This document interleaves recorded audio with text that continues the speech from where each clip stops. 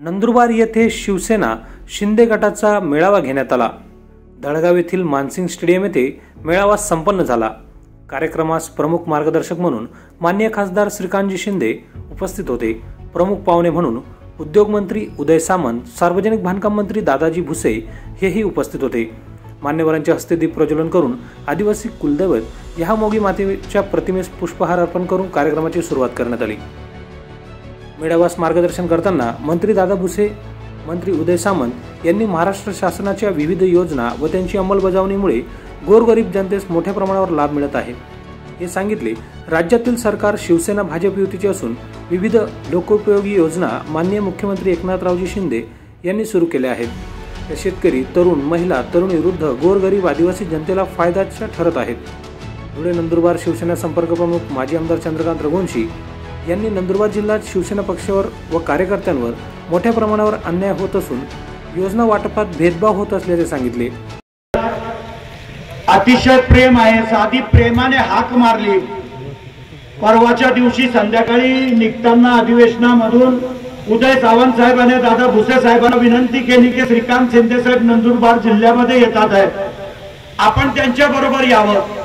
आपल्या एका विनंतीला मान देऊन दोन्ही मंत्री या ठिकाणी उपस्थित आहेत। मी त्यांच्या मनापासून या जिल्ह्याच्या वतीने स्वागत करतो।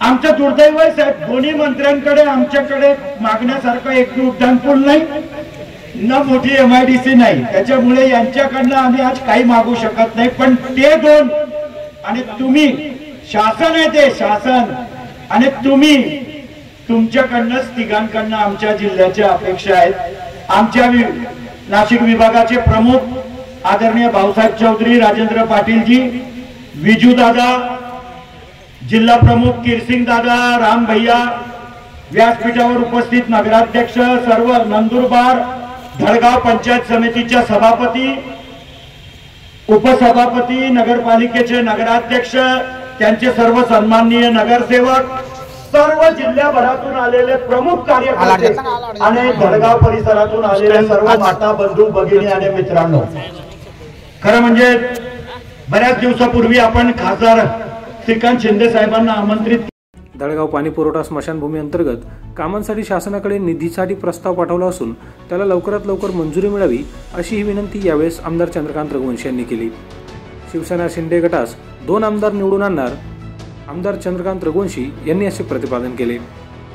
तदनंतर माननीय खासदार श्रीकांत शिंदे आदिवासी मेळाव्यास बोलताना सांगितले की महाराष्ट्राचे लाडके मुख्यमंत्री शिवसेना पक्षप्रमुख माननीय एकनाथजी शिंदे साहेब आपल्या अहोरात्र मेहनत करून महाराष्ट्र विकसित कसा होईल यासाठी प्रयत्नशील आहेत।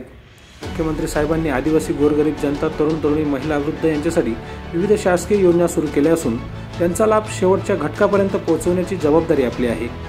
मुलगी तालुक्याचा प्रश्न लवकरच सोडवण्यात येईल। विकास कामात जो भेदभाव होत आहे तो माननीय मुख्यमंत्री एकनाथरावजी शिंदे, उपमुख्यमंत्री देवेंद्रजी फडणवीस, उपमुख्यमंत्री अजितदादा पवार यांच्यासोबत बैठक घेऊन यावर लवकर तोडगा निघेल याबाबत त्यांनी सांगितले। दुर्गम भागाची परिस्थिती लक्षात घेता ॲम्ब्युलन्स लवकरच उपलब्ध करून दिली जाईल असं देखील त्यांनी यावेळी सांगितले। सदर कार्यक्रमास धळगाव नगरपंचायतीचे नगराध्यक्ष नगरसेवक रामभैया रघुवंशी, शिवसेना जिल्हा प्रमुख नंदुरबार किरणसिंग वसावे, शिवसेना जिल्हा प्रमुख नंदुरबार विजयसिंग दादा पराडके, अध्यक्ष अक्कलकुवा विधानसभा मतदारसंघ नरसिंग दादा पवारा, शिवसेना नंदुरबार जिल्ह्यातील विविध आघाडींचे प्रमुख, महिला प्रमुख, शिवसैनिक, पंचायत समितीचे सभापती, उपसभापती, सदस्य, जिल्हा परिषद सदस्य, कृषी उत्पन्न बाजार समितीचे चेअरमन, संचालक मंडळ, परिसरातील सरपंच, उपसरपंच सदस्य, विविध कार्यकारी सोसायटीचे संचालक, चेअरमन, ज्येष्ठ तरुण, महिला बंधू भगिनी मोठ्या संख्येने कार्यक्रमास उपस्थित होते। MDTV न्यूजसाठी नारायण ढोडरे, ग्रामीण प्रतिनिधी।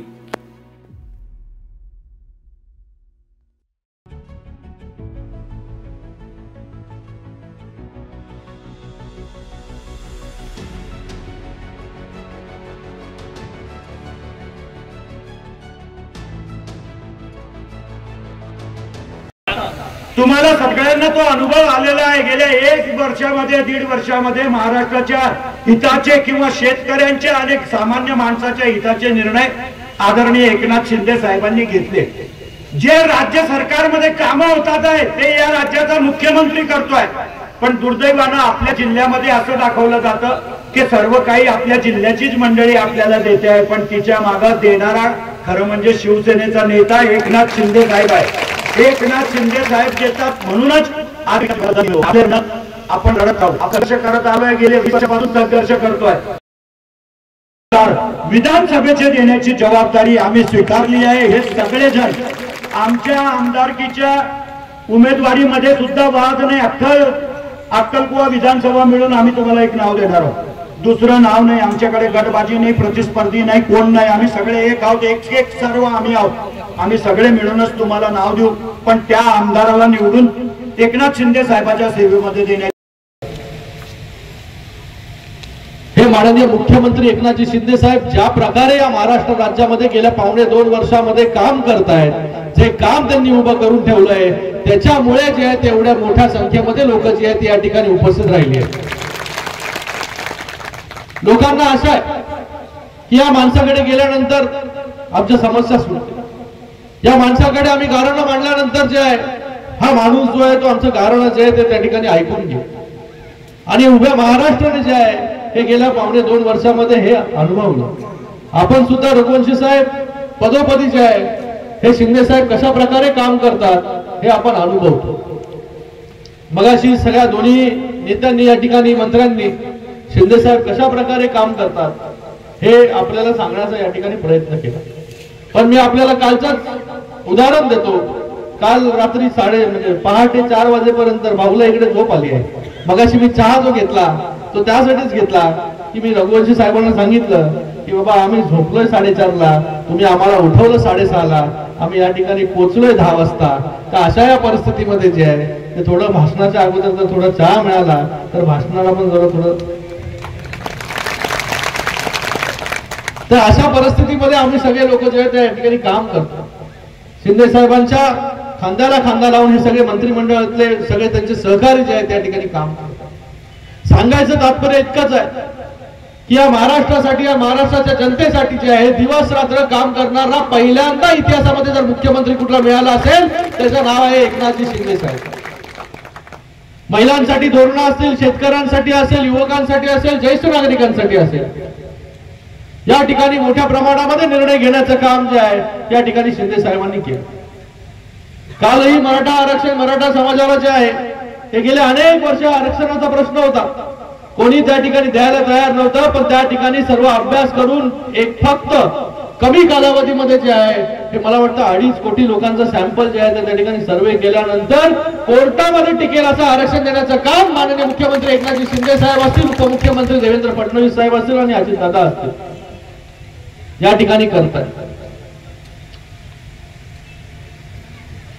या ठिकाणी शिंदे साहेबांच्या माध्यमाने प्रत्येक महाराष्ट्राच्या कानाकोपऱ्यातील गावापर्यंत पोहोचण्याचं काम जे शिंदे साहेब या ठिकाणी करतात. आज महिला या ठिकाणी बसलेले आहेत.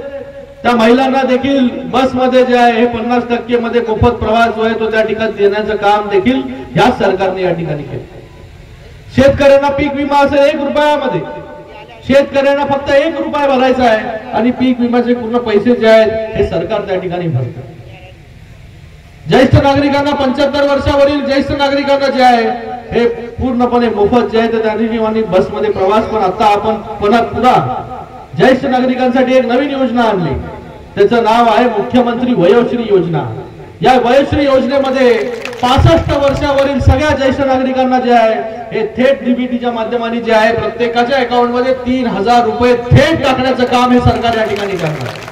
त्याचा GR या ठिकाणी निघाला. काही दिवसामध्ये त्याची अंमलबजावणी होईल.